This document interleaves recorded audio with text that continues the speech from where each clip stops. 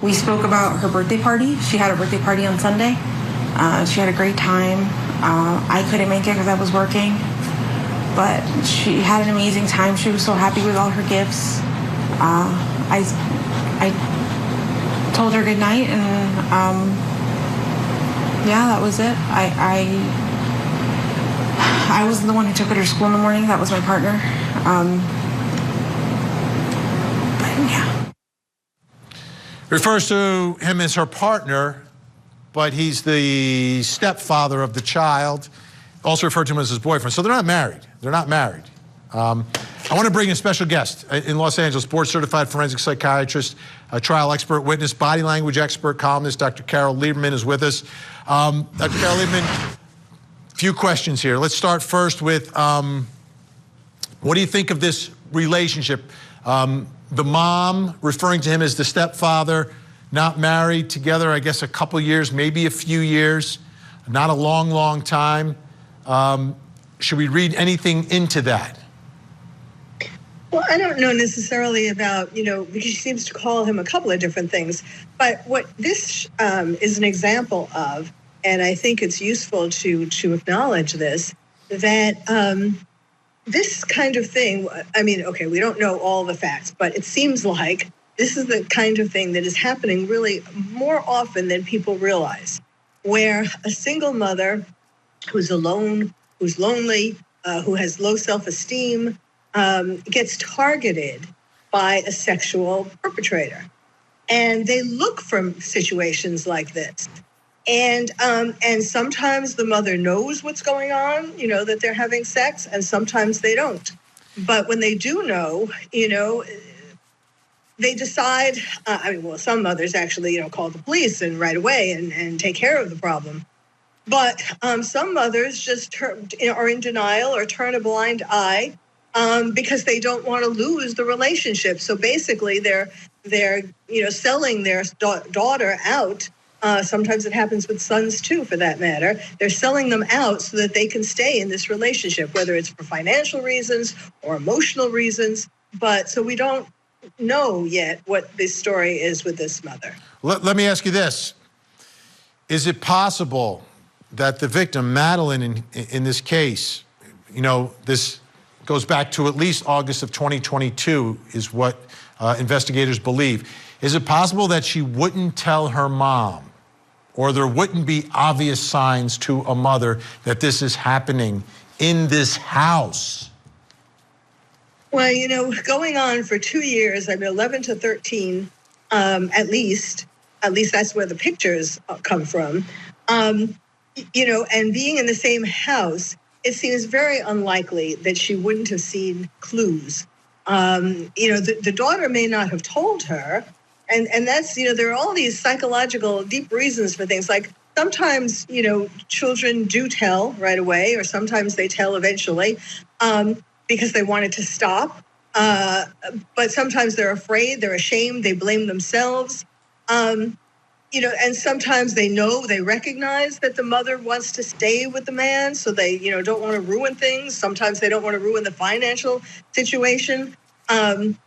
So, you would think, of course, they have 4 bedrooms, so that maybe made it a little harder, but you would think that she would have walked in on them at some time, which makes the birthday situation very curious. They didn't have the party on her birthday, so why did they pick a day when the mother wouldn't be there? Did the boyfriend pick the date because he wanted to be alone with her after her party? There are so many intriguing things that we still have to see. That are unusual, that don't necessarily make sense. Like, none of this actually makes sense. I want to take a look at Stephen Stearns. He did an interview the night after Madelyn disappeared, which is also the day before he was arrested. Again, this is from WFTV in Orlando. We have that video. Let's watch it together. I dropped her off. Everything looked fine when I drove away. It's the last time we saw her. What were the conversations that y'all had in the car when you dropped her off? Not much. She was asleep for most of the way. Told her have a good day at school when she got out. I love her. She said, thanks, love you too. That was it. And so where do you think she could possibly be? I mean, this isn't, as I was told, this isn't normal behavior. This is not normal behavior. She's not the type that would just run off. We don't know where she can be. And we're scared. We just want her home. Are you, in a sense, blaming yourself? It's hard not to. It just keeps coming in waves. Just the reality keeps hitting. And we don't know where she is. We don't know if she's safe. We're just scared. We just want her home. Conflicting reports here and there. People say they see this or that. None of it's conclusive and none of it's helpful. We just want our baby girl back. Dr. Carol Lieberman, your thoughts? In some ways, it's convincing, a good performance, and in other ways, you know, it's overacting. But I saw an interview of him where he talked about how he blamed himself because he didn't walk her up to the door of the school, and that he should have done that, because he was thinking, or he was trying to pretend that somebody took her in between the time that he dropped her off and the time that she actually entered the school. Of course, we know she didn't enter the school, but it just oozes with psychopathy. I'll tell you that. Let's take a look now at Jen Soto. She did an interview. She had a message for the viewers that were watching. Again, this is when her daughter's missing. This is from WFTV. Let's take a look at her response. We are desperate for any answers, anything that you could do to help. I'm here for it. Just please, if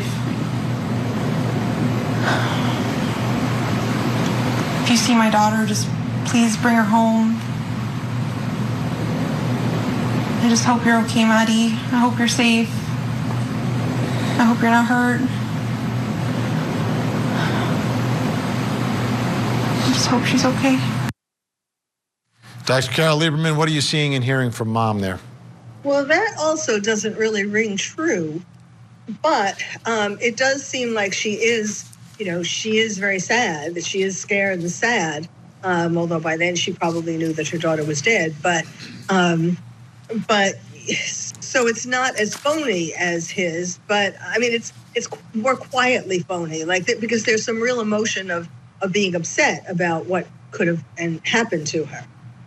Dr. Carol Lieberman, great to have you with us tonight. Great insight. Appreciate your time. I know it's valuable, and I know we'll be speaking again. Thank you so much.